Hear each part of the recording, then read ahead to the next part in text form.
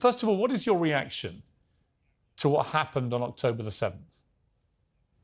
Oh, it was terrible, of course. I mean, we kind of get our news kind of also secondhand because, you know, my wife's family, they live in Gaza. They have cousins and uncles there, and their house also was bombed. We haven't been able to communicate with them for the past 3 days. Communication are lost. So we don't know actually what is the, how are they doing, but, you know, we're used to that. I mean, it's just like, it's very repetitive. We're used to that. We're used to them being bombed every time and moving from one place to the other. You know, it's just like those Palestinians, they're very dramatic. Israel killing us. But they never die. I mean, they always come back. You know, they're very difficult to kill, very difficult people to kill. I know because I'm married to one. I tried many times, couldn't kill her. I mean, there's a dark humor there, and I understand why, because... No, it's not dark humor. I try to get to her every time, but she uses our kids as human shields. I can never take her out. Again, I understand the humor, but to be serious, Bassem, about this, tonight there is... I will be serious. Now, I will be serious. I was watching your interview with Ben Shapiro, and I'll tell you one thing. Yeah. I think that Ben Shapiro is one of the smartest people who ever walked this earth. He's very, very smart. I follow him, and I believe everything he said. And when he came on your show, his solution was, and I quote, his solution was that the solution for this is for Israel to annex Gaza and to kill as many son of bitches as possible to make sure that this will never happen again. And anyone who called for a ceasefire will be a terrorist sympathizer. So God forbid, I don't want to be labeled as a terrorist sympathizer. So I agree with Ben Shapiro. I think we should kill as many son of bitches as possible. Well, let me, so okay, far, but Bassem, so far 3,500 people were killed, including 5,000 son of bitches in the bombing of the Baptist hospital as we speak right now. 1/3 of those 3,500 were children. So my question to Ben Shapiro is, how many more son of bitches do we need to kill so Ben Shapiro is happy? Okay, because it changes Bassem, from 1 year. It changes from one. I'm sorry that. Listen, I'm really at a disadvantage here. I'm looking at a camera. I don't see you. I can hear you on my ear. The reason I'm interrupting is I think you might be. I think you're conflating different interviews with Ben Shapiro. He didn't use the phrase "sons of bitches" with me. Let me play to you what he actually said on my show. He did. Go back to your interview. No, he didn't. That was another interview. But let me play what he said to me here.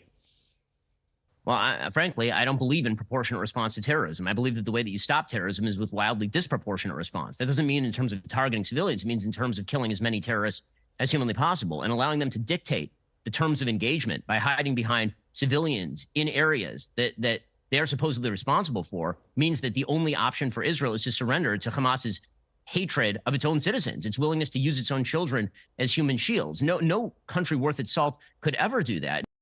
Now, that is substantively different to what you said he said, right? He's talking there but specifically about Hamas terrorists. I agree with him. The thing is, the question is, what is a proportionate response? Because it has been different from one tier to another. So if you look to this graph, for example, this is the death of Israeli and Palestinians, and it's changing from 1 year to year. It's like fluctuating like crypto. So my question is today, what is the going rate today for human lives? I mean, 2014 was a great year for Ben Shapiro. 88 Israelis were died, and there was 2,329 Palestinians killed on the other side. That is one Israeli for 27 Palestinians. That is a very good exchange rate. What I'm saying is, what is the exchange rate for today? So you guys will be happy. That's my question. Well, it's not me. It's not me, guys. I'm not on either side. No, not you. Like when I say you guys, I say like people on the other side of that. I know that you don't think like that, Pierre. You're one of the good guys. But let me tell you something. I mean, the reason that I'm using this is that, I mean, I can't remember what happened in 2014, and there was no music festival, but there must be something. I mean, they must do something. It is their fault. It has to be something. I mean, in 2018, 300 Palestinians died. Who's counting, you know? So the thing is, what my question is, let's find what is the exchange rate for human life today so we expect the future death of Palestinians and will be happy to it. My response to that would be this, Bassem. I've thought carefully about this because I think it's very tricky for people like me to immerse ourselves into a conflict where we're not directly involved. And I thought carefully about what I feel about this. I feel that the scale of what Hamas did on October the 7th supersedes anything else I've seen in this conflict, really ever. The savagery, the butchery, the slaughter of 1,300 people, the shooting of babies, the 100%. kidnapping of grandmothers, and so on. So if we can agree on that, which I think is inarguable, then the question then becomes, again, about proportion. I don't disagree that there's been a lot of bad stuff on both sides going back historically for decades. But if we agree that this was on a different level altogether, quite deliberately by Hamas, designed to provoke... No, here's my question. Let me ask you a question. And the question, because you raised it earlier about proportion. I honestly don't know what the proportionate response is. I honestly don't. I don't. I've been watching the airstrikes this week thinking... So what's your question? Well, I would ask you, if you were Israel, what would you... If I was Israel? If you were Israel and that had happened to you, what would you think would be the appropriate way for the country to respond? I would do exactly like Israel did, kill as many people as possible, since the world is letting me do it. I mean, I can do it because I can, you know. But the thing is, you know what? I agree with you. And you know what? I'm going to be even ahead of you, because I see the question coming. Do you condemn Hamas for the atrocities? Yes, I condemn Hamas. I condemn Hamas. Hamas is the source of all evil. They're a reason for everything. And you know what? Let's, for a minute, imagine a world without Hamas. Right. What will this word look like? Let's give this word a name, and let's name this word the West Bank. Hamas has absolutely no control in the West Bank, and since the beginning of this year, only through August, 37 Palestinian kids were killed. No music festival, no paragliding, no Hamas. Since the occupation of the West Bank, 7,000 Palestinians were killed. No music festival, no paragliding, no Hamas. I can go on and on and on and on. No, but you don't need to, because in a way you're preaching to the choir. I've followed this crisis. Oh no, you're not preaching. So the thing is, like, in the sense that I know that what you're saying has validity. Of course, Piers. By the way, Piers. I am at a disadvantage here. I can hear you. I cannot see you. I am in a claustrophobic room, and so please cut me some slack and don't interrupt me and interrupt my points. Sure. So, because this has to be fair. Understand. Because if you want to only hear your opinion, I can just condemn Hamas and go home. I can do that. So, do you want to do that, or do you have a much more nuanced conversation? No, I absolutely want to have a nuanced conversation. I wasn't aware I was interrupting you. I thought I was letting you speak. Amazing. So let's. I mean, I would say I really applaud Israel for doing one thing that no military force in the world does. Because I heard Ben Shapiro and I heard Ron DeSantis, and they said Israel is the only military force in the world that warns civilians before bombing them. I mean, how fucking cute. That is so nice of them. Because with this logic, if Russian troops started warning Ukrainians before bombing their houses, we're cool with Putin, right?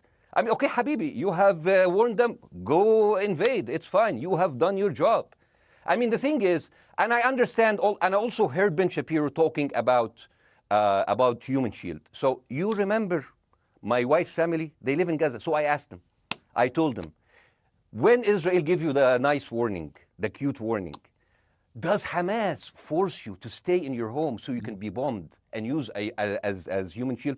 You know what, Hassan here, my wife's cousin, he's a loser, you know. He told me, you know, when I asked him, does that happen? He told me, no. The lying son of a bitch lied to me. I told him, you don't understand. Ben Shapiro and Ron DeSantis keep saying that Israel warns you and Hamas asks you to stay put. So I told you, he's a loser. He never kept a job. He even failed in all of the interviews to become like a Human Shield. I would believe Ben Shapiro. Let me ask you this, Bassam. So let's go with that. No. Let me ask you this. At some point, I must be able to ask you questions. It's not a monologue for you, Bassam. If we agree that for the 14,000 casualties, I mean, who's counting, are Human Shield, does that mean that every single one of those civilians was standing, obscuring a military target behind them? Because that's a lot of weapons. I mean, Hamas is packing. No, of course it doesn't. And look, So there's some collateral damage. Lots of collateral damage. Yes. It's fine, yeah. You kill some to save some and then kill some more. Yeah, I agree. Yeah. Well, let me ask you this. Again, it comes back to proportionate response. When the world decided it had to get rid of ISIS because of the appalling butchery they were carrying out, it did so by also killing, very sadly, a lot of civilians along the way by doing airstrikes against places which killing civilians are inevitable. You said that in the beginning. My point is, it's inevitable. Yeah, but once Israel has decided that they want to get rid of Hamas.